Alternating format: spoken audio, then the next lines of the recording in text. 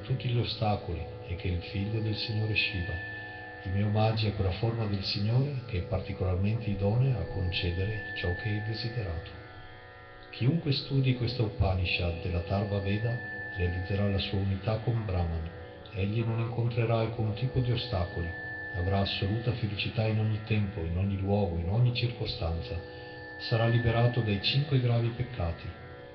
Recitando questo alla sera, il devoto sarà liberato dalle erronee azioni commesse durante il giorno.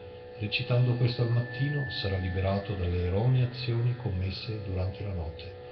Recitando questo sia alla sera che al mattino, il devoto sarà liberato da tutti i suoi peccati e diventerà puro. Recitando questo in tutte le situazioni, gli ostacoli saranno eliminati. Il devoto sarà in grado di realizzare le 4 mete della vita umana, Dharma, Artha, Kama, Moksha. Questa Upanishad della Tarva Veda non deve essere data a un discepolo non meritevole. Se qualcuno fa questo per la sua illusione, commette un peccato. Recitando questo Upanishad 1000 volte si realizza qualunque fine. Colui che unge il Signore Ganesha con questo Upanishad diventa un oratore. Colui che la recita per tutto il giorno e digiuna il 4° giorno del calendario lunare diventa un erudito. Questa è la promessa del saggio Atharvana. Recitando questo inno al momento della morte, uno realizza l'identità con Brahman e non rimane più spazio per alcuna paura.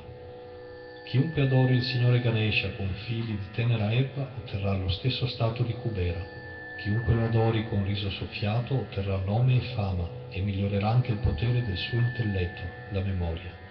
Chiunque lo adori con 1000 modaka otterrà qualunque cosa abbia desiderato. Chiunque adori il Signore con ramoscelli bagnati nel ghee certamente guadagnerà ogni cosa. Colui che insegna questo Upanishad ad 8 eruditi dei Veda diventa brillante come il sole. Al tempo dell'eclisse solare, il devoto può recitare questo sulla riva di un grande fiume, mettendo di fronte a sé una statua del Signore Ganesha.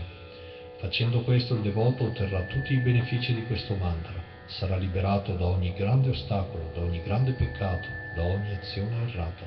Chiunque adori così il Signore diventa onnisciente, diventa onnisciente. Om, pace, pace, pace. Om Gam Ganapataye Namah.